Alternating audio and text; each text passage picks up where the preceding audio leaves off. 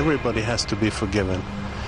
But you can't forgive what she really did to those men. These are the stories of terrible deeds. They would choose 2 or 3 victims a year and simply kill them. Of crimes written in blood on history's pages. She was just a conveyor belt of bodies coming in and out of there. Across time and across continents, something united these murderers. What they did was unforgivable, but they were clever. They shared a common ambition. She understood her market for death very thoroughly. They wanted money. Greed can become a monster that feeds on itself. And would do anything to get it. Even when they came here and didn't intend to spend the night, they stayed, and they went back and got their money and came back. The business of deadly women. Money makes people do all kinds of things.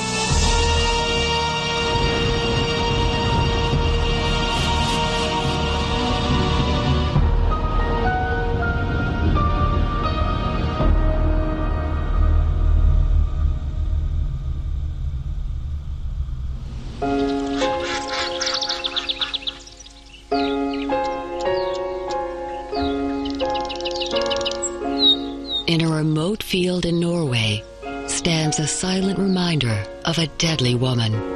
It's not to celebrate her, but to mark where one of the worst female mass murders in the world was born. For a century, residents of the small village of Selbu have lived in the shadow of their infamous resident, Belle Gunness.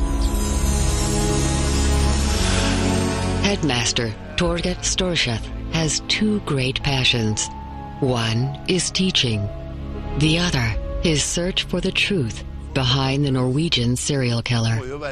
My father told me the story about Belle Gunness. She was clever at school, but she might be characterized as an outsider among the children. So it might be an illustration that she was easily angered. In the late 19th century, an angry young woman left the chill of Norway for a new life in America's Midwest. Well, a lot of Norwegians went to America. We were a poor, poor country, and they went to seek their fortune, seek new opportunities. Torget has come to LaPorte, Indiana, to solve the mystery preoccupying his village to this day. They are curious, I think. How could a woman from our area become one of the worst female serial killers in the world? Hello. Welcome to LaPorte County Historical Society. Thank you. Good to see you. Author Sylvia Shepard has chronicled Belle's crimes and is anxious to share notes with a fellow seeker from Belle's hometown. It's been said that she probably killed in the 40s, close to 40. The pair meet at the local museum, where some of Belle's handiwork is kept. I understand that it is Scandinavian because I had an archaeologist look at it, and he said from the forehead and the way that it's shaped that it was indeed Scandinavian. The skull's identity is unknown. And right here it even says, found in the outhouse at the Gunness farm.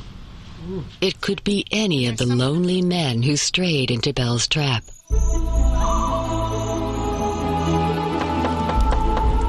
She wanted Norwegian men, so she advertised in a Norwegian newspaper called the Scandinavian.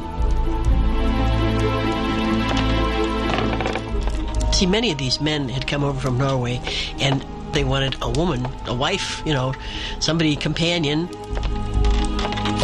Belle was a good catch. She had profited from a string of insurance claims. She'd lost a candy store to fire, and 2 husbands in suspicious circumstances. Belle had 48 acres here. Chickens, pigs. She advertised and said that she had all this. And she did have all that. She just didn't include what she did with the people. She had an allure many men came and thought they weren't going to be staying, but they did. In 1908, one victim to fall for Bell was Norwegian Andrew Helgeline. He was just one of those people that answered one of her ads. Convinced his future would be here with Bell, Andrew surrendered his life savings, $3,000. She kept men here even when they came here and didn't intend to spend the night, or they stayed and they went back and got their money and came back.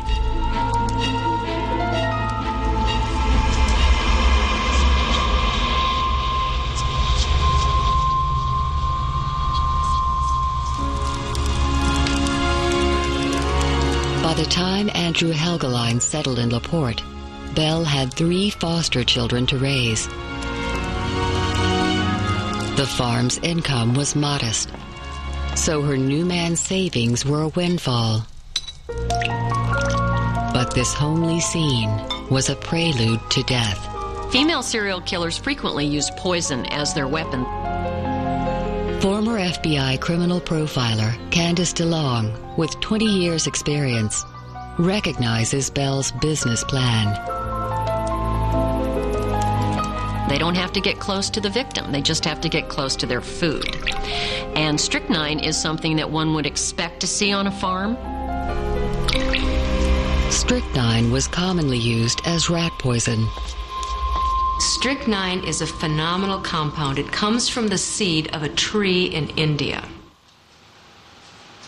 Forensic pathologist Dr. Janice Amatuzio, based in Coon Rapids, Minnesota, knows strychnine's inevitable results. It antagonizes or stops the inhibitory reflex, so that all of the reflexes of the stronger muscles, the flexor muscles, are exaggerated.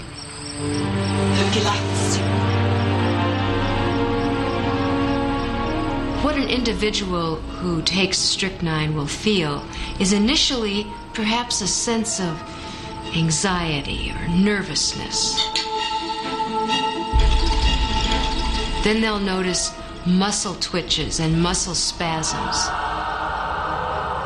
And then they actually get into almost a seizure-like state where they have convulsions.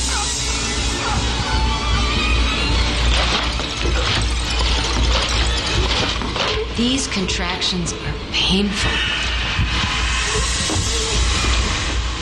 And the victim is conscious throughout this whole process and probably terrified.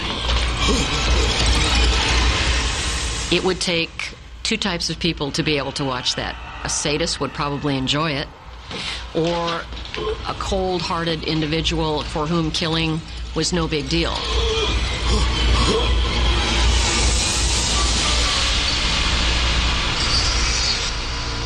The greater gain, getting their money, was worth whatever they had to do to get it.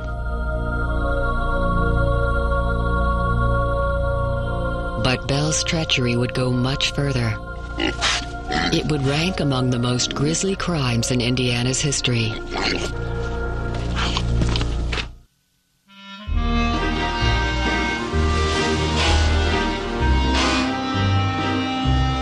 In the 1880s, in Liverpool, England, a group of women ran an extraordinary cooperative.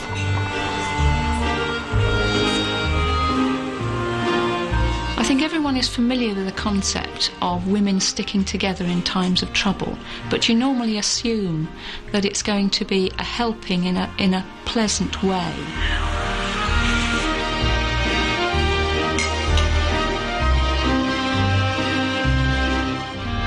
Retired police prosecutor Angela Braben spent a lifetime fighting crime in English courts. But the case that fascinates her most happened before she was born. You've got a group of women living together and they're forming a web, a syndicate of murder, and they're investing in death. The plan was simple. Insure everyone in their immediate acquaintance. Then kill them, one by one. There were 4 women who were actually killing. And then there were 5 or 6 others who were concerning themselves solely with the insurance. The women's cunning netted them a small fortune and turned the British insurance industry upside down. I admire them in a strange sort of way. They worked out the insurance rates, how would they get the best rates for different people. They knew all the rules and regulations of the insurance and burial clubs, virtually backwards as far as I could work out.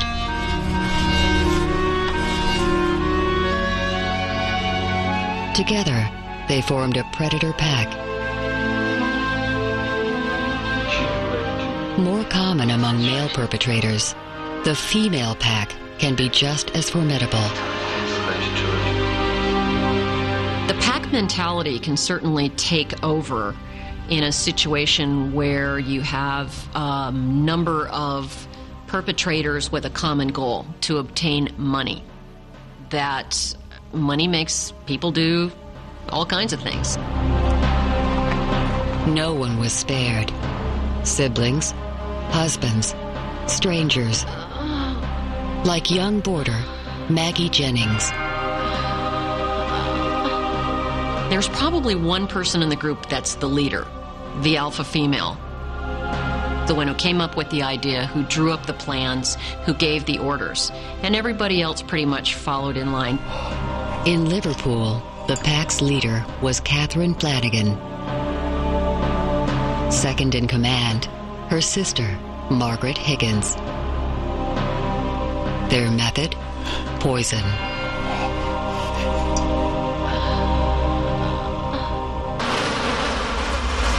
Arsenic obtained from flypapers. It was very readily available. All little shops would have the flypapers. You'd soak them in water and obtain a liquid, which then could very easily be added to the food. And women being the ones who provide the food, they could mix what they wished. Chronic ingestion of small amounts of arsenic gives very unusual symptoms.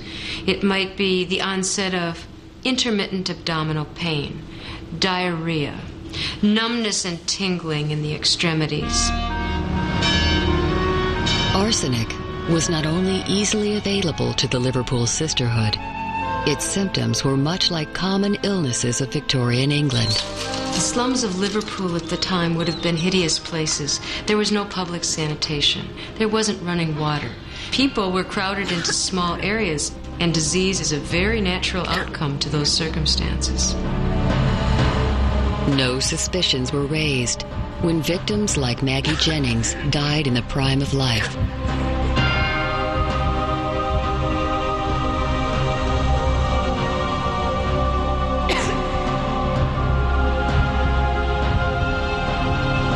The doctors were expecting to find the diseases of poverty, malnutrition, and insanitary conditions. The women, therefore, made sure that the doctors found something that would fit with what the doctors were expecting. With every death came an insurance payout to one of the group, to be later shared.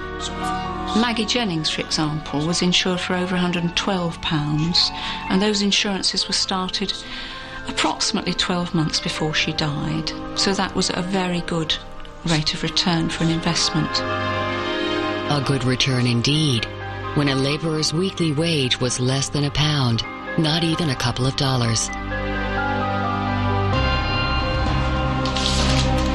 With premiums of just a few pennies a month, unscrupulous citizens could use England's life insurance companies for murderous gain. The insurance man would go from house to house and penny here and tuppence there. And overall, one must assume that the insurance companies made a profit. But I suspect that in this particular area of Liverpool, they probably made a loss. The women in the Liverpool syndicate were illiterate, but that didn't hinder business. Insurance brokers at the time were eager to sign up customers for their own commissions. they would be paid 1 year's premiums as their commission. So obviously the more people they could be encouraged to insure, the better. And if somebody was not sure about the right answers, they would make the answers up as they went along. This confluence of poison, poor hygiene, and exuberant sales pitches created the perfect storm of murder. Victims were chosen depending on how old they were they ill, could they be hastened, could they get insurance for them, and if so, how much? And they would choose 2 or 3 victims a year and simply kill them. Greed can become a monster that feeds on itself. And it's one of the toughest things in the world to keep a lid on. The Liverpool syndicate operated undetected for at least 4 years. Their final tally would shock the country. It's very complicated to explain who killed who. And so this is a little diagram which shows you've got the 2 sisters here. Certainly they killed Thomas Higgins, that's one husband gone. They probably killed the other husband, John Flanagan, as well. They certainly killed a son, a daughter-in-law, daughter-in-law's mother, a lodger, a little stepdaughter of 12, neighbours, friends, anyone else really that they could get their hands on. It's believed the syndicate murdered at least 17 people for profit. If there was any remorse, it seemed lost in a web of shared liability. In a gang or a pack committing a crime, whether it's one crime or several ongoing crimes, the sense of guilt, if there is any, is definitely shared. And it's something that one member of the group can take some kind of comfort in knowing, well, I didn't really do this alone. I was the group. The power of the group can be very, very strong. In 1883, after 4 years, the group's power was finally extinguished. A suspicious relative convinced authorities to test the body of Margaret's husband. Police found arsenic, then pieced together a long trail of death. Enough evidence was found to convict Catherine Flanagan and her sister Margaret Higgins.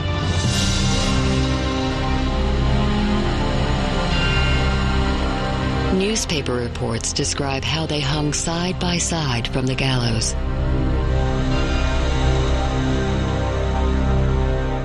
The others escaped prosecution. Just as shocking to the English public was the fact the Liverpool women could kill those near and dear to them, even a child. In LaPorte, Indiana, Belle Gunness seems to have shared that chilling facility.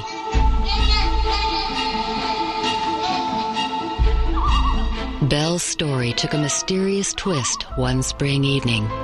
There was a handyman that was in that house, and when he went to bed that night, the occupants of the house were Belle and 3 children.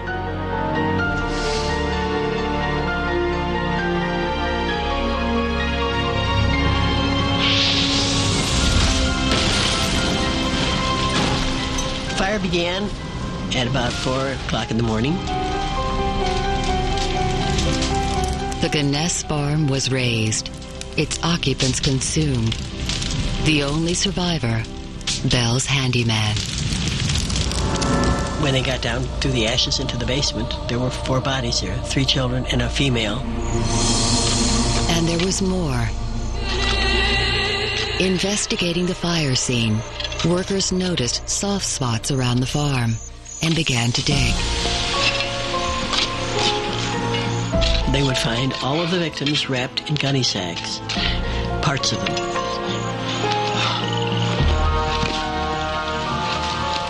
They had been all dismembered, fit into these sacks with lime.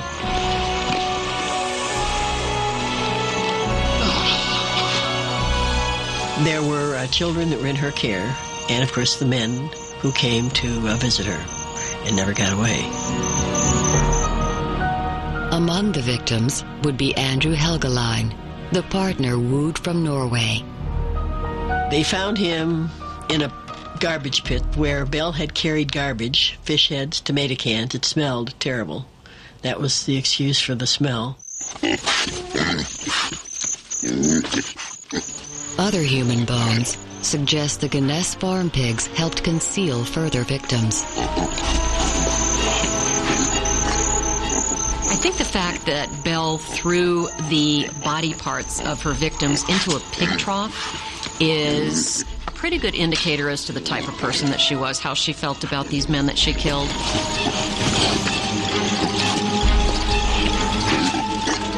What kind of final send-off is that for someone that was a human being to throw their body parts in a pig trough? Well, that's the kind of person she was. She didn't care.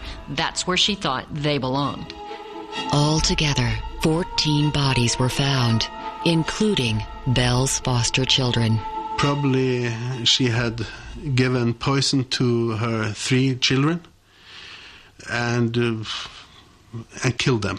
Maybe with a hammer blow too, because there was found holes in their skull after the fire. How could a mother do a thing like that?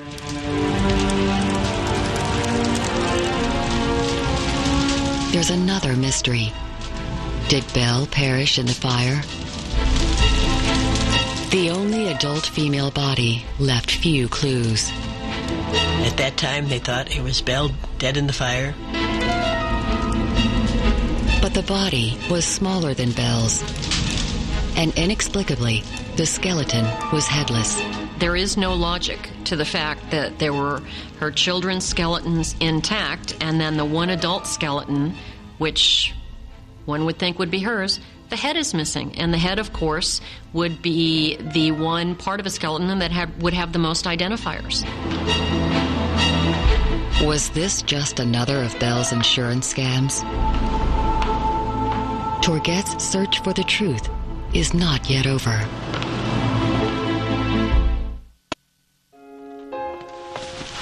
As any business person knows, if you can match service with customer need, there's opportunity for profit. For Amy Archer Gilligan, that opportunity came with the elderly. Amy Archer Gilligan presented herself to the world as this very innocent Christian woman, projecting this veil of just a caretaker who wanted to take care of the sick and make a living at it. Investigative journalist M. William Phelps believes Amy's customers were sold the perfect pitch. You know, in today's economy, today's marketing, she would have been an expert marketer. What she should have had was a sign out front, really, that said, elderly care for life, as long as you don't die first. In 1907, in Connecticut, Amy was ahead of her time, launching one of New England's first nursing homes. She was a pioneer of elderly care at the turn of the century in New England. She kind of pioneered this whole idea of nursing elderly people, which later turns into convalescent homes, this kind of thing. Seniors like Franklin Andrews signed up for a peaceful, caring home in which to spend their twilight years. The marketing ploy was $1,000, and I give your relative, your elderly person, life care. And life care meant they stayed in the home, she took care of them, fed them, clothed them, gave them medicines. There was no time limit. As long as the customers lived, Amy promised to care for them. You know, it seemed too good to be true, and people lined up. Clients and their families hoped for a long and restful life.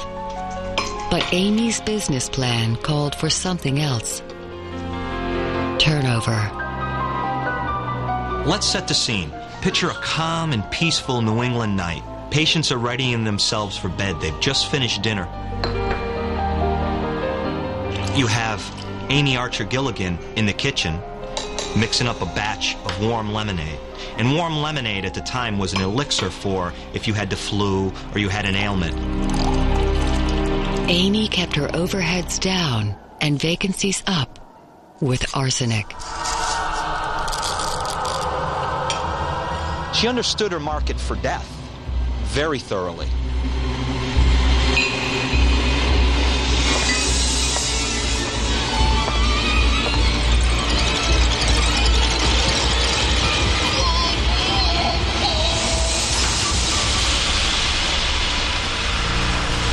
Her whole marketing genius was get the person in there, let them stay there for maybe a month, knock them off, and she's got $1,000 in her pocket. It sure beats changing bedpans for a living.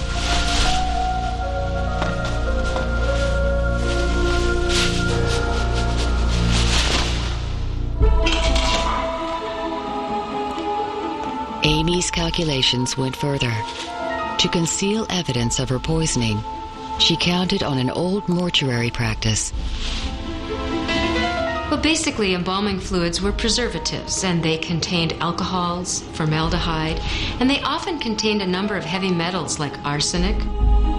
Embalming, of course, being done prior to any post-mortem examination or prior to any specimens being taken for toxicology.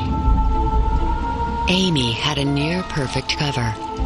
Elderly clients were expected to die, sooner rather than later.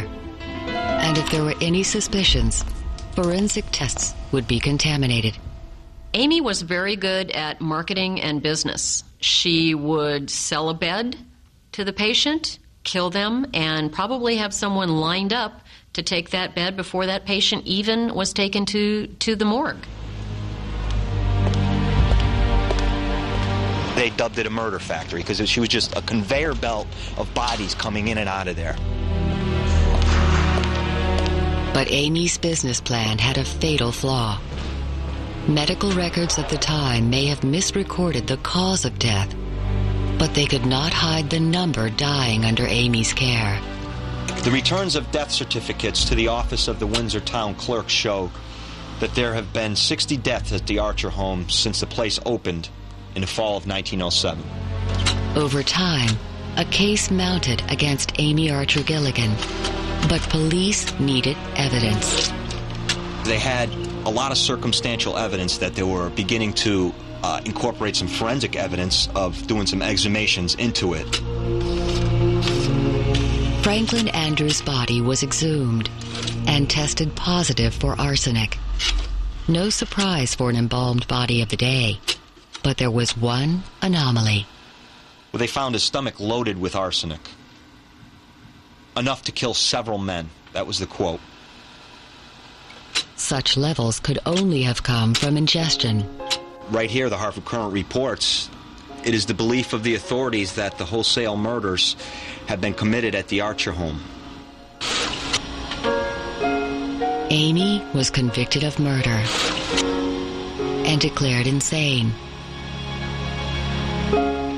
She spent the rest of her life in an asylum. By the time she died, arsenic embalming fluid was banned.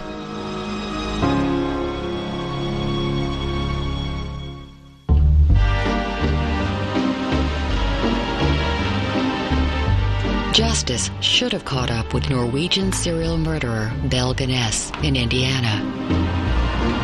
But did it? By 1908, Belle's American adventure had come to a grisly end. 14 bodies were found on her farm, many chopped into pieces. Townsfolk were desperate to know what happened. Hello. Welcome to LaPorte, Indiana. Thank you very much. In the circuit court. The Belle Gunness case is something that is probably a major part of the history of this whole town. Judge Robert Gilmore's predecessor presided over LaPorte's most infamous trial. The skeletons were in somewhat of a fetal position, somewhat clenched. The fire's heat might explain it. But skeletons buried beyond the flames were also contorted. And then the argument became whether or not it may have been strychnine that caused the bodies to clench and get into the fetal position.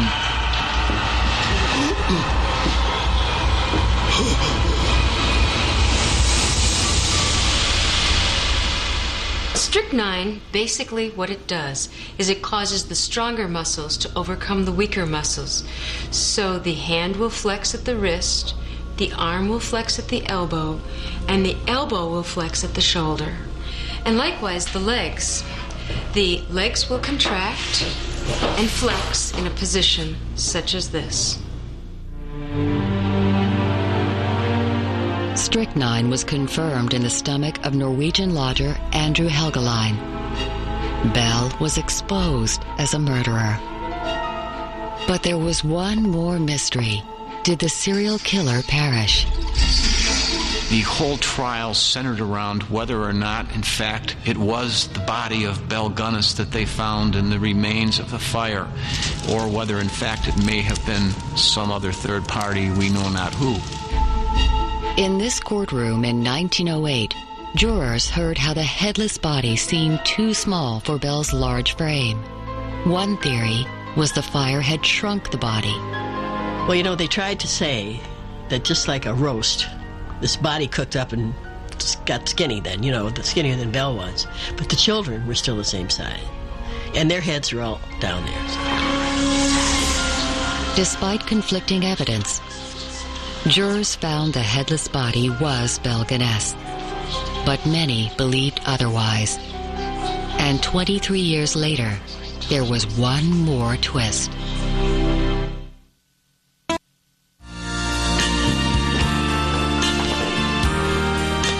At 15, Ellen was falling in love for the very first time with 16-year-old Melvin Gibbs. The affair bloomed under the watchful eye of Melvin's mother, Janie. She was big in the church, and she was big in all of the activities.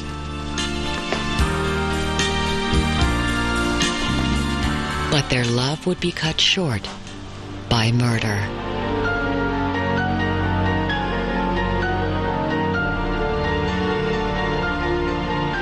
Janie's 3 sons had already lost their father to a mystery illness. And it seemed Melvin could be next. He started having bad headaches. He would turn real pale, and his features would look drawn, and the whites of his eyes would get real, real red. He was never one to make a big deal out of it. And I'd say, "You have a bad headache, don't you?" And he'd say, "Yeah." But they started getting a lot more frequent.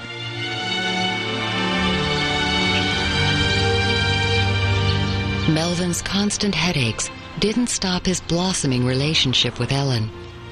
Melvin gave me a surprise birthday party, my last birthday before he died. I was given this diary.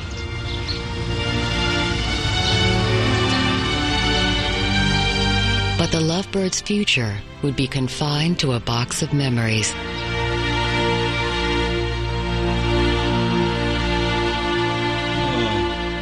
Melvin's headaches became worse. Doctors were perplexed. Janie was not. She was poisoning her son with mild doses of arsenic. If it's given over a period of time, individuals will have a variety of symptoms, and the doctors won't diagnose it unless they think of it. They are very slowly being killed while the medical community, the physicians, are just watching to see what happens. Only 2 people knew the true story, Janie and her son. And just as I got to the door, I heard Melvin holler, "You did it. You did it." And Melvin was sitting up in the bed, looking right at her. And his pillow was laying on the floor in front of her. And then said, "Did you hear that? Did you see what he did?" And she said, "I don't know what it is I'm supposed to have done."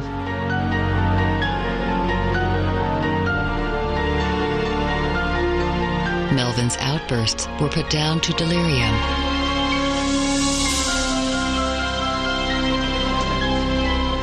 But soon he would be silenced, right under his doctor's noses.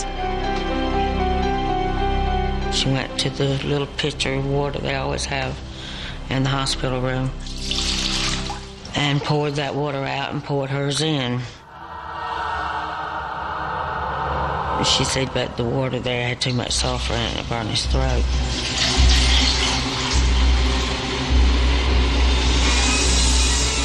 In a cruel twist, Janie deceives her son's sweetheart into the final act.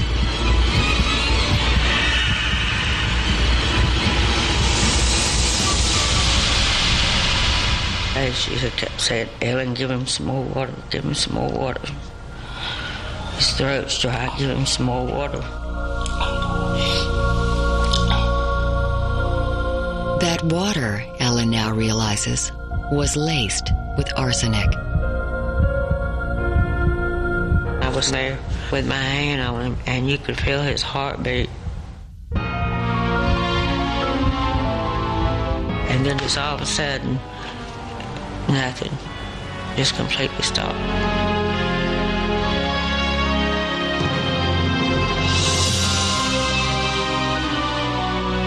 I don't really blame myself.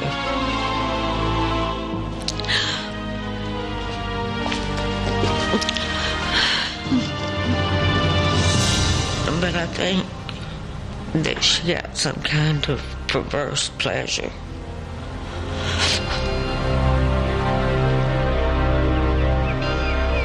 Melvin's life insurance paid handsomely, as would policies on every other member of Janie's family. Her husband, 3 sons, and a grandson. All would die of a mystery illness.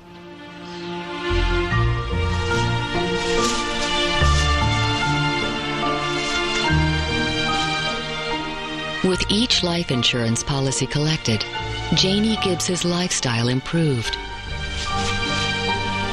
Afterwards, you hardly ever saw her in the same dress twice. She bought a new car, bought a house. Janie also shared her gains. We were building a new church, and I was told she donated $10,000, but she donated different amounts at different times.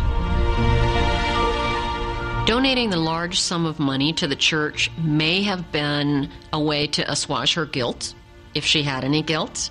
And it simply could have been a very calculating move to not be suspected of anything. But as her family died around her, people were suspicious. I think there was a lot of people that were starting to be suspicious. But if you're wrong, you know, this is Janie Gibbs. She's the pillar of the church. And what kind of monster are you for making an accusation like that against her? But 5 deaths in the one family proved too much for police. They exhumed the bodies for testing.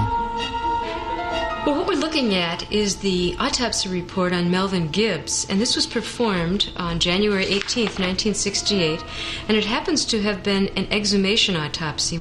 Now, it's important to realize that in some individuals, there will be a very minute amount of arsenic, just normally found in tissues. What was found in his liver and kidney was at least 20 times the amount normally found. The levels here are sufficient to have caused death. Janie was convicted on 5 counts of murder and sentenced to life.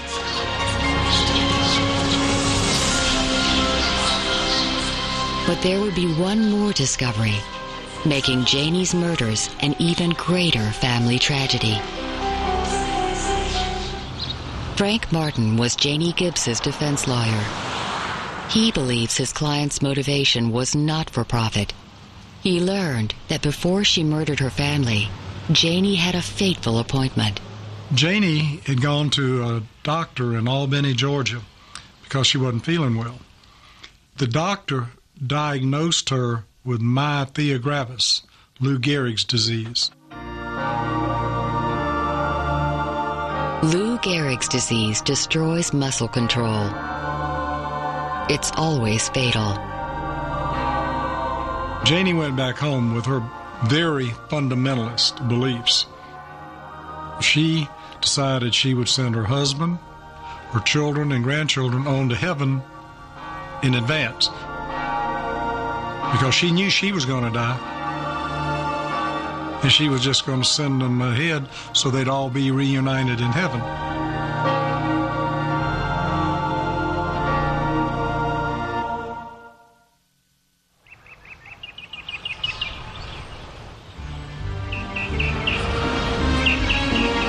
In LaPorte, Indiana, the crimes of Belle Gunness paid handsomely. When they tried to tally up how much money she might have gotten, because this was all about money, they thought it was probably close to $52,000, which would have been hundreds of thousands today. We're standing at the grave of Andrew Helgeline. He was the last male victim that Belle killed here. As Norwegian Torget Sturseth pays respect to his countrymen, he struggles to find forgiveness. Everybody has to be forgiven, but you can't forgive what she really did to those men. She had to be sick or mentally ill in a way, I don't know. Torget still has questions. The biggest of all, was Belle really killed in the farm fire? There was a real division within the community as to whether or not she died in the fire or whether she escaped and basically was on the run. I absolutely believe that she escaped. The head was never found to that female body. She had a whole week to get away between the time when the fire was discovered and then the first body in the ground was discovered. 23 years later, a local newspaper speculated that this Californian murderer, fitting Belle's projected age, could be her. Then they sent a picture back here, taken in a very strange pose with her hands like this. Well, why would you take a picture that way? I think that's why she did it. She's clever. If Belle did feign her death, there could well have been more victims. It is unlikely that her murderous behavior would stop. Being a fairly young woman at the time, less than 50, she was into it. So I'm guessing she simply relocated and resumed her activities elsewhere.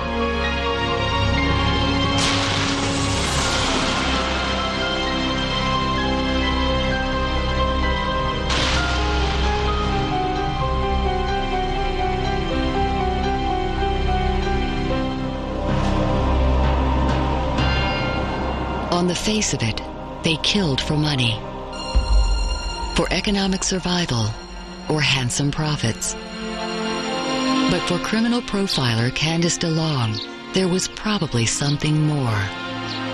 One of the things that always comes to my mind when we are looking at female serial killers who say they just did it for the money, I have to ask myself if they weren't also enjoying the killing, because it becomes what almost appears to be a compulsive behavior.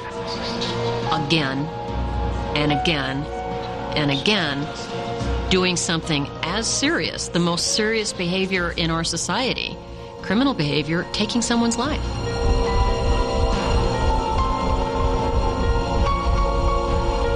For Janie Gibbs, the compulsion to consign her family to heaven proved doubly tragic.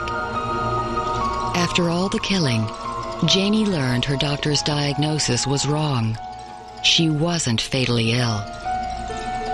Instead of heaven, Janie went into custody, where she remained for nearly 40 years.